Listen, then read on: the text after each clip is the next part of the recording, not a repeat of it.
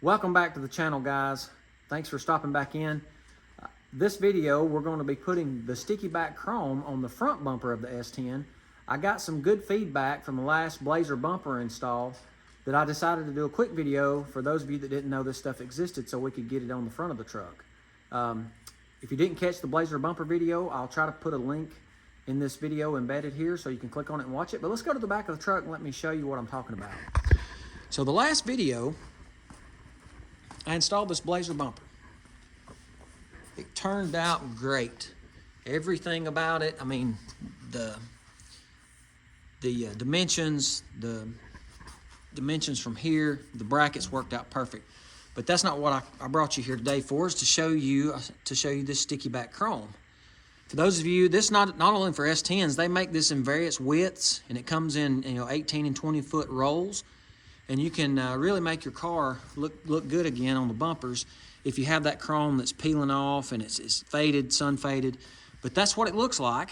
And I'm going to take you over here to the table and I'm going to show you the chrome we're going to be using for the front bumper.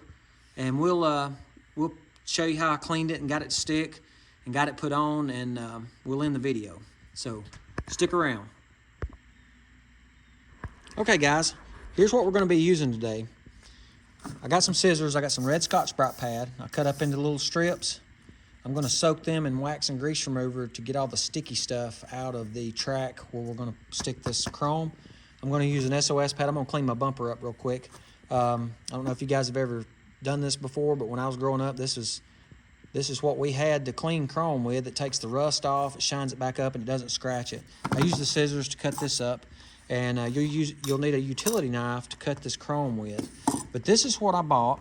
It's the Cowles, get it out of the glare, the Cowles Custom Chrome Adhesive Back Flexible Automotive Trim. This is a 1/2 inch wide by 18 feet long. So that's what we're going to put on our front bumper. And for those of you that know what I'm talking about, this is what comes out of the front. And I'll take you over here and show you. This is the 1/2 inch track that this used to sit in. And that's what it looked like. It was ugly. I'll show you a little before and after tour. We'll look at the bumper and look how nasty it is before we put the SOS pad on it. And then you kind of get a look at this. And there's going to be a lot of sticky residue when you pull that chrome out, and that's why I'm going to use that wax and grease remover with that adhesive Scotch-Brite pad. It's a lot easier than trying to dig it out with a small screwdriver or roll it out with your fingers. That Scotch-Brite will get it down to the plastic and get it really clean so that your adhesive will stick. But you can see the watermarks and the hazing on the bumper. Let's pull this thing outside. I'm not going to make this a real long video, like I said. We'll pull it outside. I'll wash it real quick, pull it back in, and we'll put this chrome on, and we'll end this out for you guys.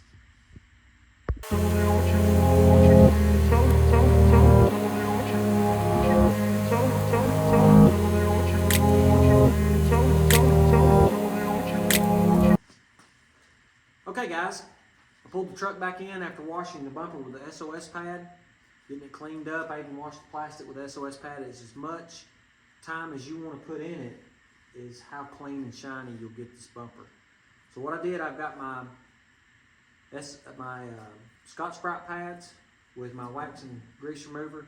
I'm going to soak these and wash out this track. This stuff right here will get out all of that gummy, sticky residue from your old trim with minimal effort. I'm not even going to wash it again after I do it with this. I'm just going to wipe it down good with a towel.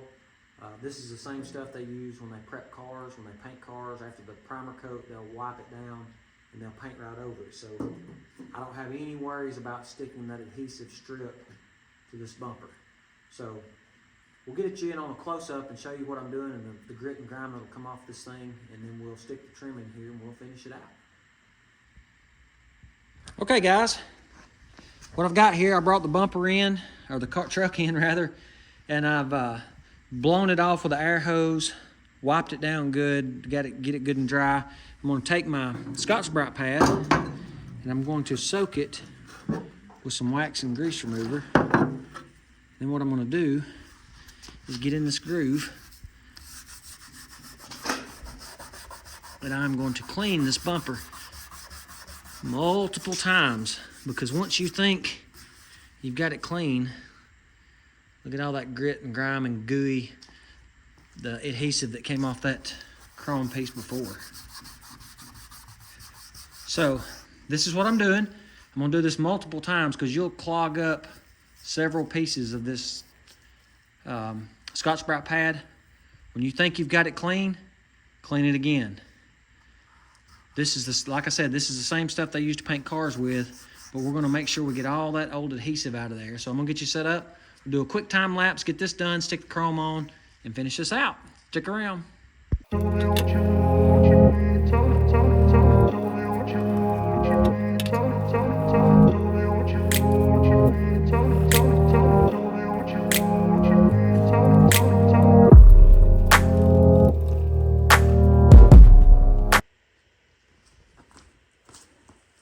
Now guys, what we're gonna do is we're gonna stick it on. So what I did with the Blazer bumper, I just left it coiled up, started it out, and started straightening it as I go. And I'm gonna stick it a little bit underneath. And a tip, when you go to stick this on, line it up with either the top or the bottom. And in this particular bumper, it's gonna line up better at the bottom. Don't try to center it in here, because if you try to center it in here, it's gonna start getting wavy as it goes down the truck. So pick you an edge along the bottom of the top and start sticking it on. And that's what we're gonna do now, and then we'll come back and peel the blue tape off. So let me get this started. Should take these gloves off. I can't get it started. Couldn't get the tape started. There we go. So I'm gonna peel off just a little. I'm gonna start it just underneath there. And then I'm gonna stick it. Make sure I'm lining up with the bottom.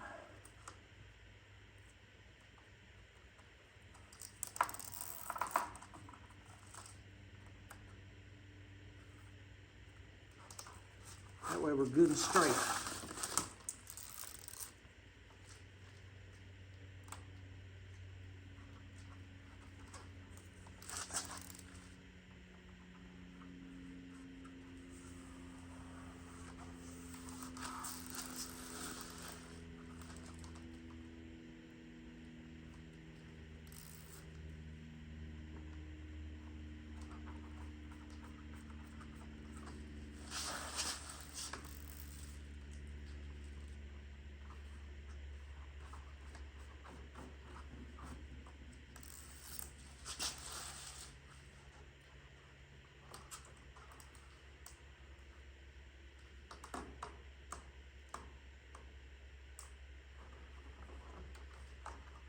Okay, I'm gonna bring you guys around here to the back and show you how to end it.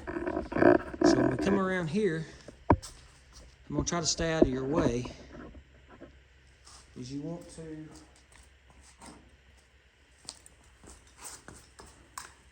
pull your tape around, and you're gonna get it right to where you can see that you got just a little bit extra. I want to mark it right there. I want a little bit to go underneath there. About that much. Then we will use our razor knife to cut it. Notice how I left my tape on there, because I'm going to try to feed this under there without sticking it and work it as I go, so that you make sure that you cover the inside, just like that. Now I'm gonna go around it, make sure I'm pressed firmly on all of the bumper to make sure it's stuck really good. Then we'll take, then we'll take the blue off and show you the final result.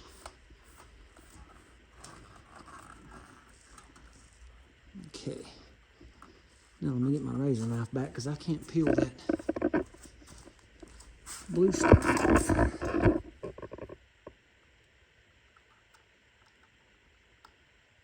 Be careful not to nick my chrome.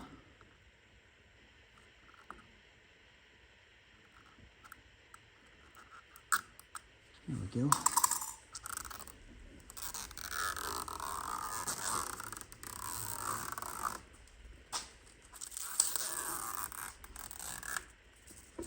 guys. There it is. Got one more finishing touch to put on, and we'll call this video done. So stay tuned.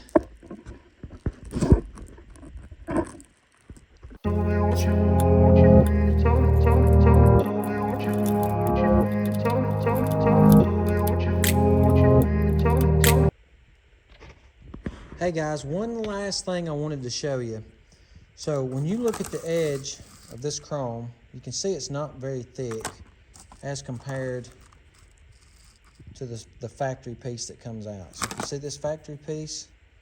When it goes in this hole here, this filled that hole up so there wasn't that hole on each side. But I'm gonna show you what I did. And you can do this, or you could fill it with some silicone to make it look smooth, whatever you wanna do. But I took a piece, I cut it off, and I stripped off the old chrome. I cut it about a 1/2 inch wide, put a bevel on the end of it. And what I'm gonna do, just to fill the hole, so it's just not an unsightly hole, is I'm gonna stick this in here like this, and I'm gonna slide it back. You can make it flat or whatever, but I did the other side. Let's go look at it, and I'll show you what it looks like. I don't think that looks too bad. I didn't see any trim that was the same shape as this.